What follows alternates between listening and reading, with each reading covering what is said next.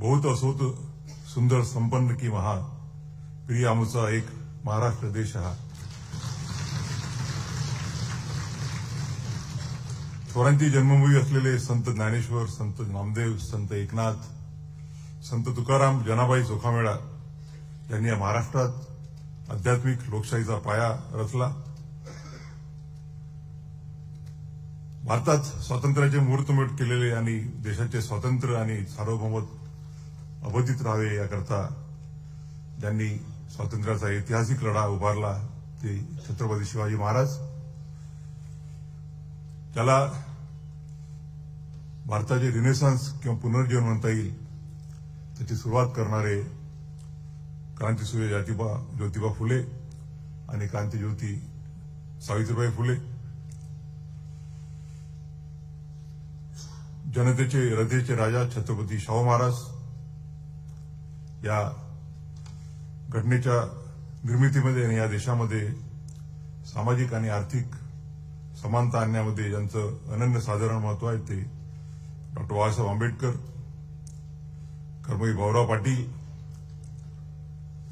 अहिल्याबाई होळकर यांच्या स्मृतीला मी सर्वप्रथम वंदन करतो. आज खरं म्हणजे हा महाराष्ट्रातला मी फक्त सत्कार जिथे जिथे काम केलं होतं तिथेच स्वीकारणारे ठरवलं होतं. त्याच्यामुळे संभाजीनगर, दानवे साहेबांचं अमरावती आणि मुंबईची वकील परिषद आणि नागपूर आणि हा शेवटचा सत्कार समारंभ आहे. परंतु याचं जे महत्व माझ्या मते आहे ते अनन्यसाधारण असं आहे. हा फक्त दोन्ही सभागृहाच्या सदस्यांनी केलेला बहुमान नसून महाराष्ट्राच्या 12,87,00,000 जनतेचा मला मिळालेला आशीर्वाद आहे असं मी समजतो. आणि सर्वप्रथम त्या महाराष्ट्राच्या जनतेला, महाराष्ट्राच्या मातीला वंदन करतो. मला आपण भारतीय राज्यघटनेवरती बोलायला सांगितलेलं आहे आणि मी नेहमीच भारतीय राज्यघटनेची विद्यार्थी म्हणून स्वतःला समजत आलेलो आहे. आणि भारतीय राज्यघटनेच्या बद्दल जे माझ्या मनात जे रुजलं ते या विधिमंडळातून जेव्हा मी 10वी पास झालो आणि वडील ज्यावेळेला उपाध्यक्ष होते विधान परिषदेचे ओल्ड काउन्सिल हॉलमध्ये आणि त्यानंतर 1981 मध्ये या बिल्डिंगचं उद्घाटन झालं, नव्या बिल्डिंगचं. काही वेळेला ते सभापती होते आणि त्यांच्या उपस्थितीत आजही ब्लॅकवरती नाव आहे. आणि अशा विधिमंडळाच्या इमारतीत ज्या विधिमंडळाचं माझ्या वडिलांशी अतिशय 30 वर्षापेक्षा जास्त नजीकचं प्रेमाचं नातं राहिलेलं आहे, त्या विधिमंडळात हा जो माझा सन्मान आपण करत आहात तो माझ्यासाठी न भूतो न भविष्यती असा आहे.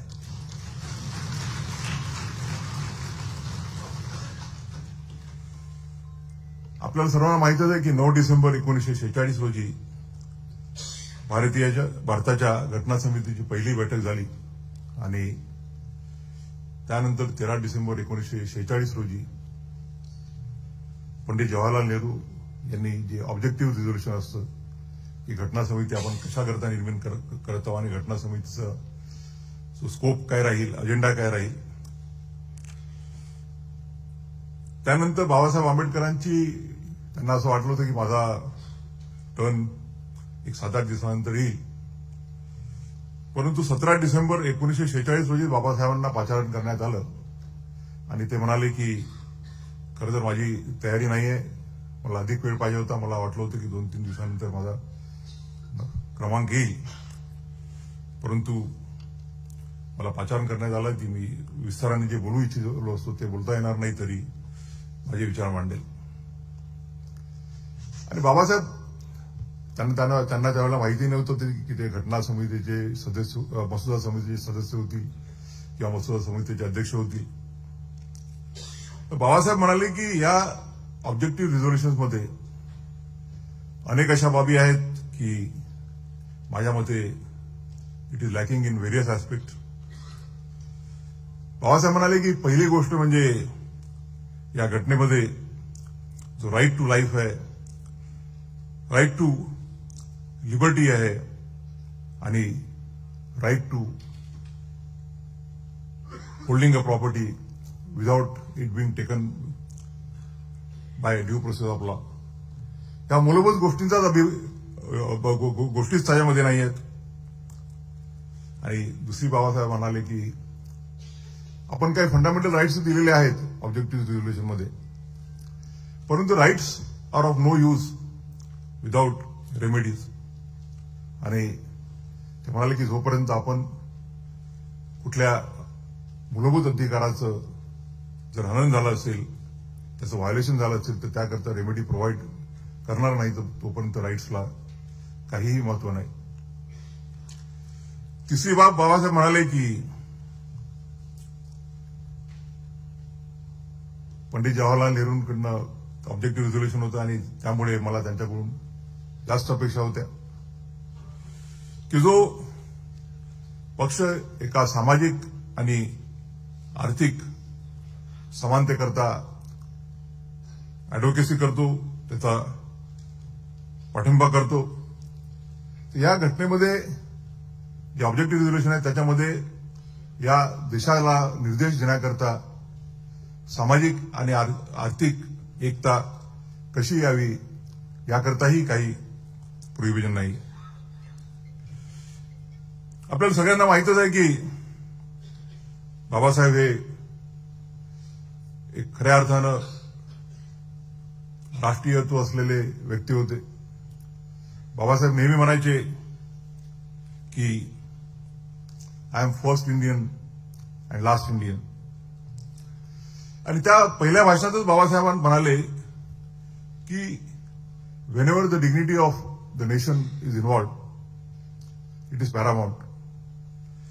जेव्हा केव्हा देशाच्या प्रतिष्ठेचा प्रश्न येतो, मग त्या प्रतिष्ठेसमोर कुठल्या एखाद्या व्यक्तीची, कुठल्या एखाद्या राजकीय विचाराची, कुठल्या एका संस्थेची प्रतिष्ठा ह्या सगळ्या संपल्या पाहिजेत आणि देशाच्या प्रतिष्ठेसाठी आपण सर्वांनी एकत्रित झालं पाहिजे. बाबासाहेब बंगालमधून निवडून आले होते घटना समितीवरती आणि पार्टिशन नंतर त्यांना ती जागा रिकामी करावी लागली, कारण की तो भाग पाकिस्तानमध्ये गेला होता. आणि त्यानंतर 22 जुलै 1947 रोजी बाबासाहेबांना मुंबई प्रोव्हिन्समधनं घटना समितीवरती घेण्यात आलं. बाबासाहेब म्हणाले की त्यानंतर 4 नोव्हेंबर 1948, त्यानंतर 29 ऑगस्ट 1947 रोजी बाबासाहेबांना पहिल्यांदा घटना समितीचं सदस्य आणि त्यानंतर मसुदा समितीचं अध्यक्ष करण्यात आले. आणि मग मसुदा समितीने सांगोपांग जवळपास 1-1.5 वर्ष कार्य केल्यानंतर राज्यघटनेचा फायनल ड्राफ्ट बनवला आणि तो 4 नोव्हेंबर 1948 साली डॉक्टर बाबासाहेब आंबेडकरांनी घटना समितीसमोर सादर केला. आणि त्यांच्या भाषणात ते 4 नोव्हेंबर 1948च्या कुठल्याही संविधानाच्या विद्यार्थ्यांनी बाबासाहेबांचे जे संविधान सभेमधील भाषण आहेत त्याचा निश्चितच अभ्यास करायला पाहिजे. बाबासाहेब म्हणाले की we have provided a federal structure, परंतु हे फेडरल स्ट्रक्चर अमेरिकेसारखं नाही आहे. Under the American federal system there are 2 things which do not suit the Indian society. Babasaheb म्हणाले की माझ्या मते संपूर्ण देशाकरता एकच घटना अभिप्रेत आहे आणि अमेरिकन कॉन्स्टिट्यूशन प्रमाणे संघराज्यासाठी वेगळी घटना आणि राज्यांसाठी वेगळी घटना हे जे प्रोव्हाइड करण्यात आलेलं होतं ते म्हणाले ते चुकीचं आहे. दुसरी बाब बाबासाहेब म्हणाले की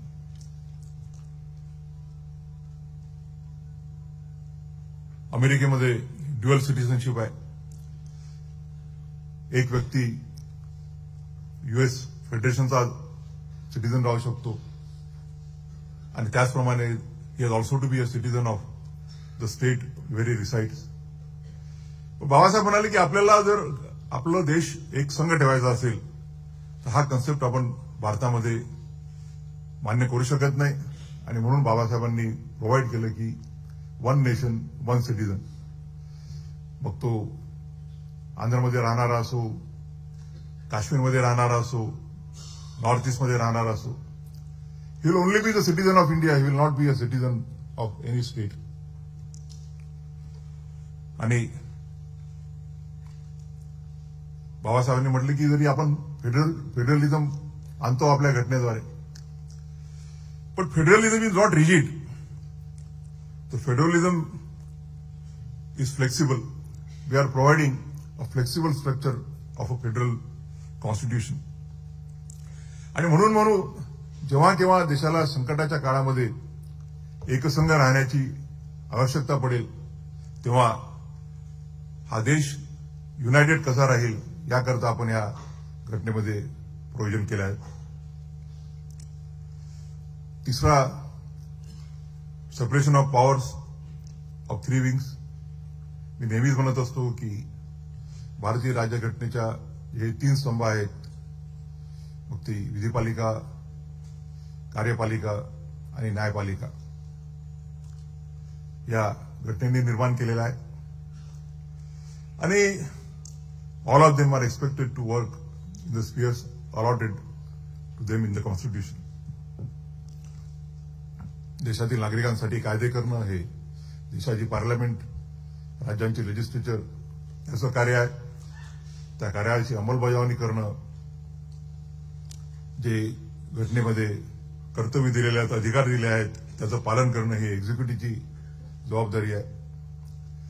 आणि लेजिस्लेचरने केलेले कायदे हे घटनात्मक घटनेच्या बाहेर आहेत की नाही किंवा within the framework of the constitution आहेत की नाही हे पाहण्याचं, किंवा the executive acts within the constitution limits or the laws as enacted by the legislature हे पाहण्याचं काम ज्युडिशरीचं आहे.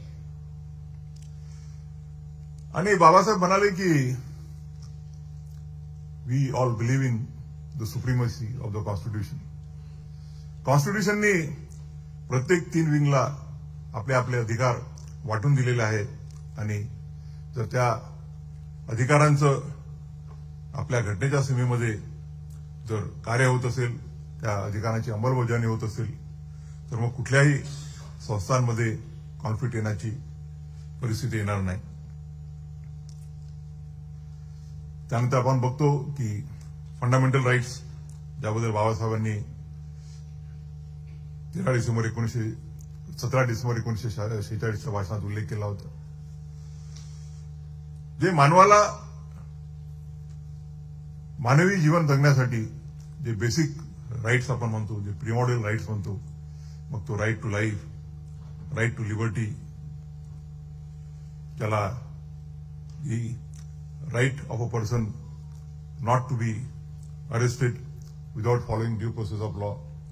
आणि असे अनेक अधिकार आहेत. मग राईट टू इक्वॅलिटी असो, ते आपल्या पार्ट 3 मध्ये फंडामेंटल राईट्समध्ये प्रोव्हाइड करण्यात आले. आणि सर्वात महत्वाचं म्हणजे की बाबासाहेबांनी पार्ट 4 जो आहे, डायरेक्टिव्ह प्रिन्सिपल्स, ज्याला आपण म्हणतो की the state, the legislature and the executive, while discharging their duties, will be guided by the principles as provided in the directive principles. बाबासाहेबांवरती टीका करण्यात आली की directive principles are nothing else but an pious obligation, a pious declaration, a check, post-dated check on a bank, whether it will be encashed or not. आणि बाबासाहेब म्हणाले की हे मला मान्य आहे की directive principles of state policy are not enforceable in court of law, परंतु या घटनेद्वारे आपण फक्त या देशाची जडणघडण कशी होईल, हा देश कसा कार्य करेल हे प्रोव्हाइड करत आहोत.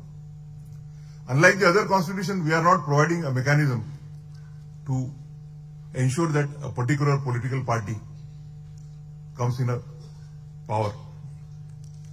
आणि म्हणून बाबासाहेब म्हणाले की शक्य आहे, हे क्रिटिसिझम बरोबर आहे की directive principles of state policy हे एन्फोर्सेबल नाही आहेत कोर्टामध्ये.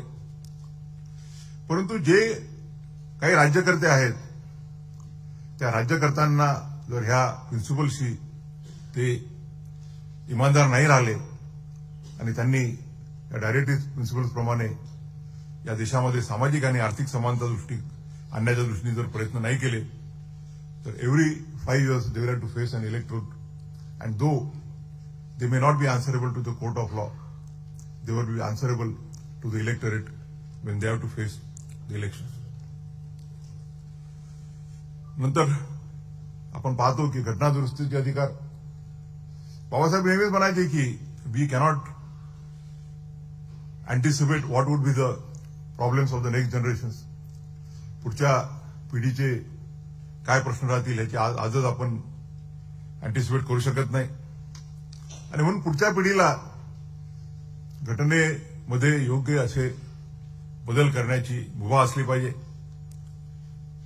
आणि आपण बघतो की जरी घटनेमध्ये घटना दुरुस्तीचे ऑर्डिनरीली फक्त majority of both the houses of पार्लमेंटनी घटना दुरुस्ती होऊ शकते, परंतु जेव्हा जेव्हा देशाच्या बेसिक स्ट्रक्चरबद्दल किंवा देशाच्या फेडरल स्ट्रक्चरबद्दल इंडिपेंडन्स ऑफ 3 weeks असो किंवा इंडिपेंडन्स ऑफ ज्युडिशरी असो, त्यावेळेला जर काही घटना करायची असेल तर जोपर्यंत दोन्ही हाऊसेस ऑफ पार्लमेंट मध्ये 2/3 majority of the members present, which shall not be less than half of the total members.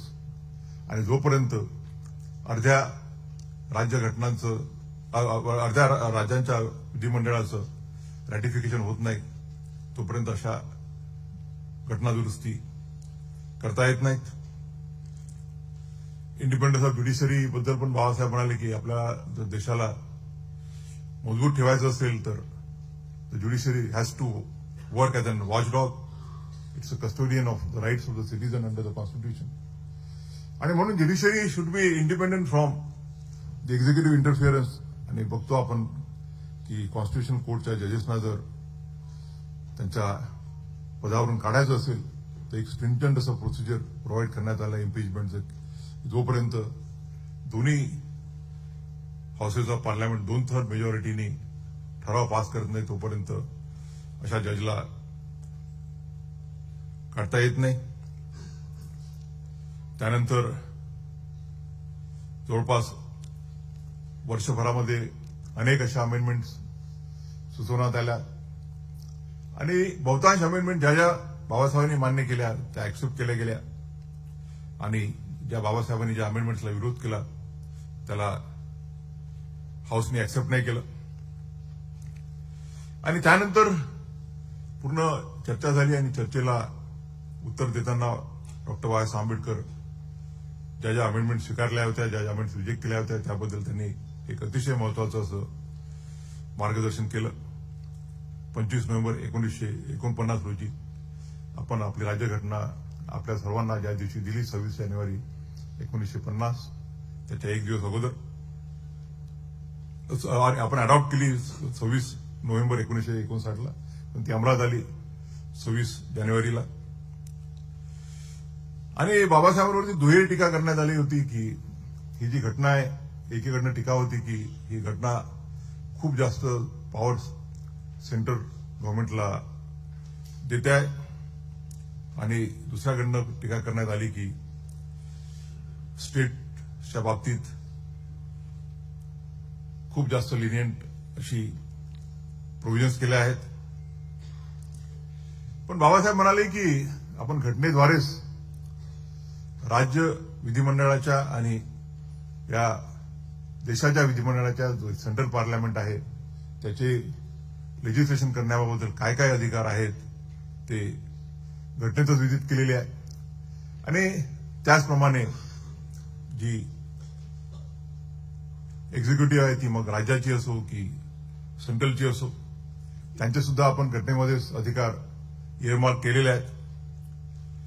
आणि म्हणून the constitution is neither too much of centric nor too much of federal.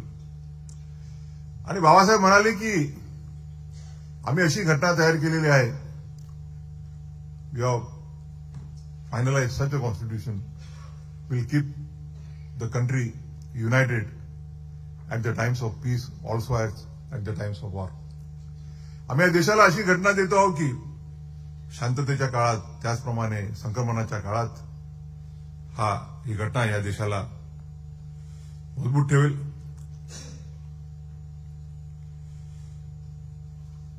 बाबासाहेबांनी त्यावेळेला बरेच इशारे दिले त्या भाषणामध्ये. बाबासाहेब म्हणाले की मोठ्या मुश्किलीने आपल्याला स्वातंत्र्य मिळालेलं आहे आणि जर हे स्वातंत्र्य आपल्याला टिकवायचं असेल तर या देशातील राजकीय पक्षांनी जात पात हे भेद बाजूला ठेवून त्याच्यावर देश कसा राहील या दृष्टीनं कार्य करण्याची आवश्यकता आहे.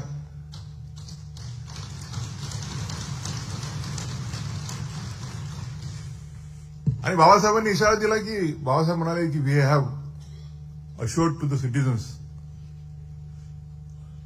Justice political economic and social. आम्ही राजकीय सामाजिक आणि आर्थिक न्याय या घटनेद्वारे या देशाच्या नागरिकाला आपण प्रॉमिस केलेला आहे. आणि बाबासाहेब म्हणाले की what is social and economic democracy. ते म्हणाले की social and political democracy is a way of life where the liberty, equality and fraternity are the guiding factors. And not individually, but together, liberty, equality and fraternity together are only needed to ensure that we achieve social and economic democracy in the country along with the political democracy. Babasaheb म्हणाले की जर समजा नुसतं समानता राहील तर माणसाला आपल्या आयुष्यामध्ये काही एक्सेल करण्याचं इनिशिएटिव्ह राहणार नाही. आणि जर नुसतंच लिबर्टी राहील तर it will be a survival of the fittest. जो दुबळा आहे त्यावरती जो मजबूत माणूस आहे त्याचं वर्चस्व राहील. आणि फ्रॅटर्निटी याकरता रिक्वायर्ड आहे, बंधुत्व याकरता रिक्वायर्ड आहे की it acts as a policeman and keeps fraternity, keeps equity and liberty in guard so that both of them act together. त्यानंतर आपण बघतो की बाबासाहेबांच्या बद्दल त्यावेळेला अनेक भाषणं झाले. त्यांनी बाबासाहेबांच्या कार्याचा एवढा गौरव केलेला आहे, वेळेच्या अभावी सगळ्यांबद्दल बोलता येणार नाही.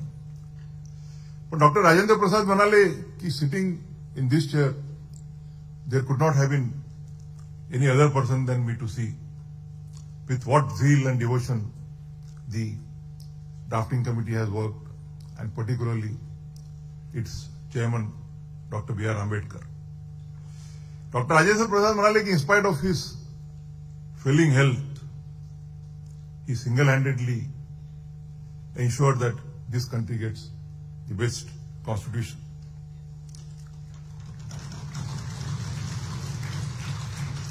आणि आपण बघतो की बाबासाहेबांनी जो विचार व्यक्त केला होता की the constitution cannot be static, it has to be organic, it has to be evolving and it has to suit the needs of the society. सुरुवातीच्या कालखंडात देशाच्या अनेक राज्यांमध्ये जे अॅग्रिगेट रिफॉर्म्स आहेत, मग जमीनदारी अबॉलिशन ऍक्ट असो किंवा जमीनदारांकडून जमीन घेऊन ती जे लँडलेस आहेत त्यांना वाटण्याचे कायदे असो किंवा प्रोटेक्शन ऑफ टेनन्सी ऍक्ट असो, जो कसेल त्याची जमीन, असे अनेक कायदे अनेक राज्यांनी निर्माण केले होते. आणि काही हायकोर्टांमध्ये ते मान्य करण्यात आले आणि काही हायकोर्टांमध्ये ते अमान्य करण्यात आले. आणि म्हणून भारतीय राज्यघटनेला पहिली आणि दुसरे की त्यावेळेला मद्रास गव्हर्नमेंटनी शेड्यूल कास्ट आणि बॅकवर्ड क्लासेससाठी रिझर्वेशन प्रोव्हाइड केलं होतं मेडिकल कॉलेजेसच्या ऍडमिशनमध्ये, इंजिनिअरिंग कॉलेजेसच्या ऍडमिशनमध्ये. आणि ते चॅलेंज करण्यात आलं मद्रास हायकोर्टात. मद्रास हायकोर्टाने तो चॅलेंज मान्य केला. ते म्हणाले की इक्वॅलिटी क्लॉज आहे आपल्या घटनेमध्ये, आर्टिकल 14, आर्टिकल 15(1). त्यामुळे असं रिझर्वेशन देता येणार नाही. आणि हे रिझर्वेशन घटनेमध्ये बसावं याकरता पहिली घटनेचं अमेंडमेंट 1951 मध्येच करण्यात आलं, जेणेकरून clause 4 of article 15 was inserted in the constitution. अनेक प्रोव्हिजन्स केल्या गेल्या की जो कॉन्स्टिट्यूशनमध्ये डिस्ट्रीब्युटिव्ह जस्टिसचा कन्सेप्ट आहे आर्टिकल 39 खाली, की या देशाच्या प्रॉपर्टीचं, या देशाच्या ज्या मालमत्ता आहेत त्याचं विकेंद्रीकरण झालं पाहिजे. आणि त्या दृष्टीनं त्या कायद्यांना कॉन्स्टिट्युशनल प्रोटेक्शन देण्याकरता घटनेमध्ये प्रोव्हिजन करण्यात आली की जेणेकरून जर असे कायदे जर चॅलेंज झाले की they are violative of fundamental rights, तर such a challenge will not be sustained. आपण बघतो त्यानंतरच्या कालखंडामध्ये अनेक अशा अमेंडमेंट्स करण्यात आल्या. मग 1970च्या दशकामध्ये खूप साऱ्या अमेंडमेंट्स करण्यात आल्या, जेणेकरून जो डिस्ट्रीब्युटिव्ह जस्टिस, इकॉनॉमिक आणि सोशल इक्वालिटीचं जे कन्सेप्ट आहे तो पूर्णत्वाच्या दृष्टीनं कसं देता येईल. आणि आपण जर बघतो की सुरुवातीच्या काळामध्ये सुप्रीम कोर्टाचा असा व्ह्यू होता की जेव्हा केव्हा डायरेक्टिव्ह प्रिन्सिपल्स आणि फंडामेंटल राईट्स यामध्ये कॉन्फ्लिक्ट येईल, यामध्ये विसंवाद येईल, त्याच्या वेळेला fundamental rights will prevail over the directive principles. आणि directive principles are subordinate to fundamental rights. परंतु 1973 मध्ये केशवानंद भारतीच्या जजमेंटमध्ये 13 जजेसच्या केशवानंद भारतीचं जजमेंट आपल्या सर्वांना बेसिक स्ट्रक्चर डॉक्टरांसाठी सर्वांना माहिती आहे. परंतु आपण बेसिक स्ट्रक्चरची जी डॉक्टर आहे त्याच्यामध्ये 6 सन्माननीय जजेसने असा व्ह्यू घेतला की the parliament's power to amend the constitution are unrestricted and parliament can bring about any amendment to the constitution. 6 जजेसनी व्ह्यू घेतला की पार्लमेंटचे पॉवर जे आहेत कॉन्स्टिट्यूशन अमेंड करायचे ते मर्यादित आहेत आणि फंडामेंटल राईट्सच्या चॅप्टरला हात लावू शकत नाही. परंतु जस्टिस HR खन्ना यांनी जो व्ह्यू घेतला की though the parliament has ample powers to amend the constitution including abridgement of fundamental rights, it has no power to amend the basic features of the constitution. खरं म्हणजे त्याचं जे फाउंडेशन आहे ते आपल्या महाराष्ट्राचे आणि आमच्या अमरावतीचे जस्टिस JR मुधोळकर यांनी जे सज्जन सिंगमध्ये मायनॉरिटी व्ह्यू घेतला होता त्यांनी आणि जस्टिस हिदायतुल्लांनी, की जस्टिस हिदायतुल्ला म्हणाले होते की to accept the reasoning given in Shankari Prasad that the parliament's power are to amend the constitution are unrestricted, in my view will not be laying down a correct position of law. आणि justice Mudholkar म्हणाले की if you construe the parliament's power even to take away the basic features of the constitution, then in my view it will amount to rewriting the constitution and not amending the constitution. Constitution मध्ये ते दुरुस्ती होणार नाही पण कॉन्स्टिट्यूशनच पूर्ण बदलला जाईल. आणि डायरेक्टिव्ह प्रिन्सिपल्स आहे त्याबद्दल ऑलमोस्ट सगळ्या जजेसनी एका पेजवर होते, सगळ्यांनी व्ह्यू घेतला की या देशामध्ये जर सामाजिक आणि आर्थिक समानता निर्माण करायची असेल, या देशाच्या घटनाकारांना सामाजिक आणि आर्थिक न्यायाचं जे स्वप्न आहे ते जर पूर्ण करायचं असेल the directive principles and fundamental rights will have to be given equal importance. Directive principles and fundamental rights together, directive principles and fundamental right ekatra and not individually, is the soul of the Constitution. तो आपल्या भारतीय राज्यघटनेचा आत्मा आहे. Supreme कोर्टाने म्हटलं की the fundamental rights and the directive principles, they run parallel to each other and at times they intersect each other, and therefore they together have to be considered for taking forward the march of social and economic justice. आपण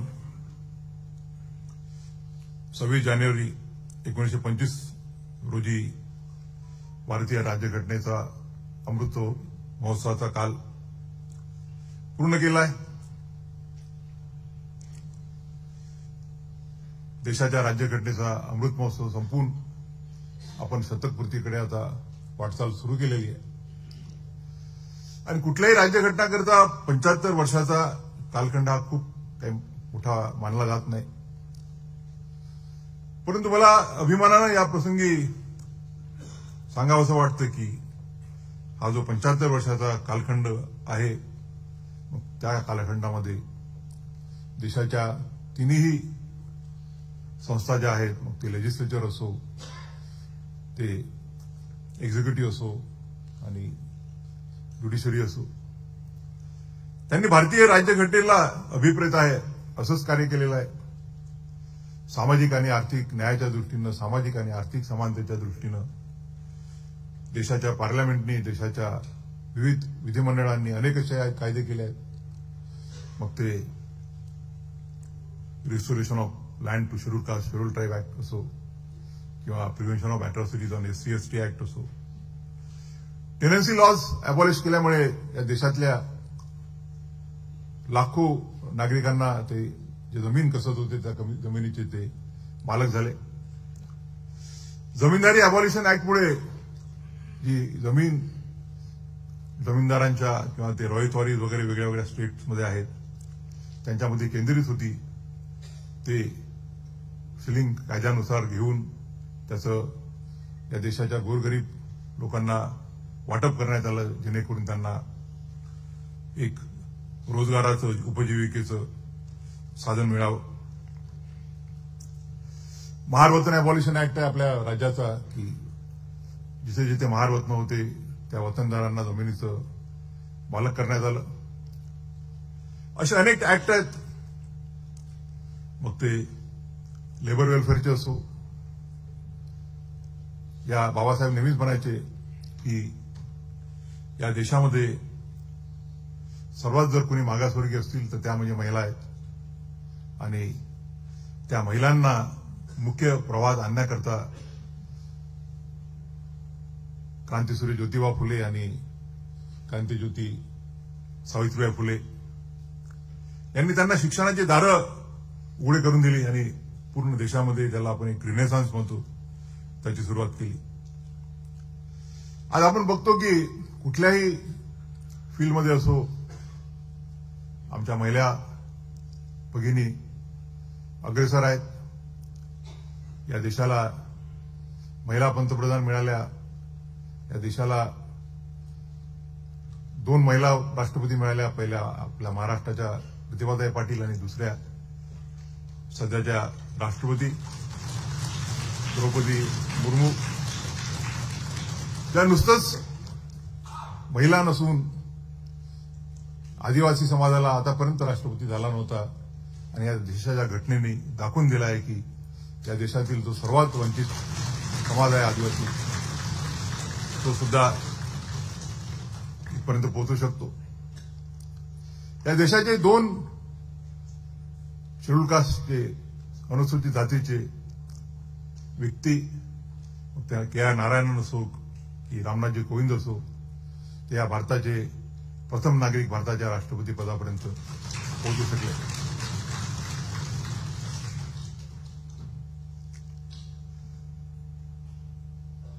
schedule कास्टच्या बालोगी आणि मीराताई या दोघी लोकसभेच्या सभापती झाल्या. आज आपण बघतो की अनेक राष्ट्रांमध्ये, अनेक राज्यांमध्ये जे चीफ सेक्रेटरी आहेत किंवा डायरेक्टर जनरल ऑफ पोलीस आहेत, ते हा जो वंचित समाज आहे, schedule caste, schedule tribe, OBC या समाजाचं प्रतिनिधित्व करून त्या उच्च असे पदस्थ त्यांनी आखोबाई केलेला आहे. आज भारतीय राज्यघटनेचे 75 वर्ष अमृत महोत्सवी वर्ष पूर्ण झाल्यानंतर देशाच्या घटनेची ज्यावेळेला शतकपूर्तीकडे वाटचाल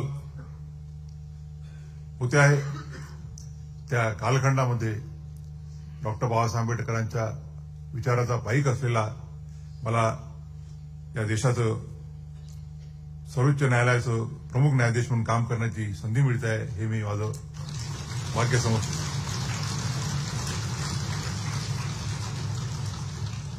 मगाशी देवेंद्रजींनी उल्लेख केला. मी नेहमी समजतो की पदं जे मिळतात ते they are not power, they R power coupled with duty. आणि एका संविधानिक पदावरती, मग तो हायकोर्टाचा न्यायमूर्ती असो की सर्वोच्च न्यायालयाचा न्यायमूर्ती असो, म्हणून तुम्ही ज्यावेळेला कार्य करता त्यावेळेला त्यालाही या घटनेमध्ये, मग ते घटनेचे फंडामेंटल राईट्स असो किंवा मार्गदर्शक तत्वे असो, त्यानुसार त्याला कार्य करणं हे अभिप्रेत असतं. केशवानंद भारतीच्या केसमध्ये 3 सन्माननीय न्यायमूर्तींनी असं म्हटलं की इव्हन द जजेस R part of a state within the meaning of Article 12 of the Constitution. And therefore, when they discharge their duties, they are bound to take due cognizance of the directive principles. Babasaheb नेहमीच म्हणायचे की भारताची राज्यघटना हे या देशामध्ये एक रक्तविहीन क्रांती निर्माण करण्याचं साधन आहे. It's an weapon for bloodless revolution in the country. निश्चितच आपण या 75 वर्षाच्या कालखंडात त्या दृष्टीनं कार्य केलेलं आहे. माझा स्वतःचा प्रश्न राहिला तर मी नेहमीच जेव्हा जेव्हा मला संधी मिळते तेव्हा डायरेक्टिव्ह प्रिन्सिपल्स आणि फंडामेंटल राईट्स याचा बॅलन्स साध्य करण्याची प्रयत्न केले आहे. तशी ती तारेवरची कसरत असते, परंतु मी नेहमीच समजत आलो की मला हे पद या देशाची व समाजाची सेवा करण्याची दिलेली संधी आहे. आणि त्यानुसार न्यायदानामध्ये जेव्हा जेव्हा मला कार्य करण्याची संधी मिळाली, ते कुठलेही प्रश्न असो, मला मगाशी देवेंद्रजींनी म्हटलं की नागपूरच्या हजारो झोपडपट्टीवाले त्यावेळेला बेघर होणार होते. आमच्या एका विद्वान न्यायमूर्तींनी आदेश दिला होता की 8 दिवसामध्ये जर ते झोपड्या कलेक्टरला पाडले नाही तर त्याला कलेक्टरला जेलमध्ये घेण्यात येईल. मगाशी अजितदादांनी उल्लेख केला की मलाही थोडे ऑफिसर वगैरे घाबरतात, पण मी अशा ऑर्डर्स करत नव्हतो. आणि मला सांगावं वाटतं या प्रसंगी की त्यावेळेला विलासरावजी देशमुख हे महाराष्ट्राचे मुख्यमंत्री होते आणि त्यांनी सांगितलं की जर आपण ह्या प्रकरणामध्ये जर इमिजिएटली काही करू शकलो नाही तर नागपूरला फार मोठी लॉ अँड ऑर्डरची परिस्थिती निर्माण होईल. मला आनंद आहे की त्या 8 दिवसाच्या पिरियडमध्ये आम्ही ती ऑर्डर स्टे करू शकलो. मला वाटतं त्यावेळेला देवेंद्रजी महापौर आमदार होते आणि ज्यावेळेला आम्ही तिथे लढत होतो, मी महाराष्ट्र सरकारचं लढत होतो, त्यांनी त्यावेळेला इंटरव्हेन्शन टाकलं होतं त्या मॅटरमध्ये एक नागपूरचे आमदार म्हणून. आणि लाखो नागरिकांना बेघर होण्यापासून ते वाचवता आला याचा जो आनंद असतो तो मला वाटतं कुठल्याही शब्दामध्ये व्यक्त करता येत नाही. आता झोडपी संकल्पचा उल्लेख केला त्यांनी. त्यामध्ये आम्ही डायरेक्टिव्ह प्रिन्सिपलचाच उल्लेख केलाय की जर आपण by the stroke of one pen जे लोक फॉर डिकेड्स टुगेदर 30 वर्ष 40 वर्षापासून राहत आहेत, 30 वर्षापासून 40 वर्षापासून त्यांना जमिनीचे पट्टे दिले आहेत आणि त्या पट्ट्यांवरती ते शेती करत आहेत, त्यांच्याकडून जर आपण हे हक्क जर काढून घेतले तर मग आपण या देशामध्ये सामाजिक आणि आर्थिक समानतेचं त्या दृष्टीनं कार्य करण्याचं जे प्रॉमिस दिलेलं आहे ते will be belittling that promise. मला आनंद आहे की माझ्या 22 वर्षाच्या कालखंडामध्ये एक चांगलं न्यायदानाचं कार्य करता आलं. या देशामध्ये बाबासाहेबांचं आणि घटनाकारांचं जे स्वप्न होतं सामाजिक आणि आर्थिक समानता निर्माण करण्याचं, त्या स्वप्नामध्ये खरीचा वाटा असेल पण तो उचलण्याची संधी मिळाली. आज आपण सर्वांनी तो माझा बहुमान केला. महाराष्ट्राच्या मी समजतो की हा जो बहुमान आहे हा जो आपल्या महाराष्ट्राच्या 12,87,00,000 जनतेने दिलेला आशीर्वाद आहे. मी या भूमीला आणि महाराष्ट्राच्या सर्व जनतेला आपल्याद्वारे वंदन करतो आणि कवी गोविंदराजांच्या 2 ओळीमध्ये माझ्या वाणीला विराम देतो. मंगल देशा पवित्र देशा महाराष्ट्र देशा, मंगल देशा पवित्र देशा महाराष्ट्र देशा, प्रणाम माझा घ्यावा हा श्री महाराष्ट्र देशा.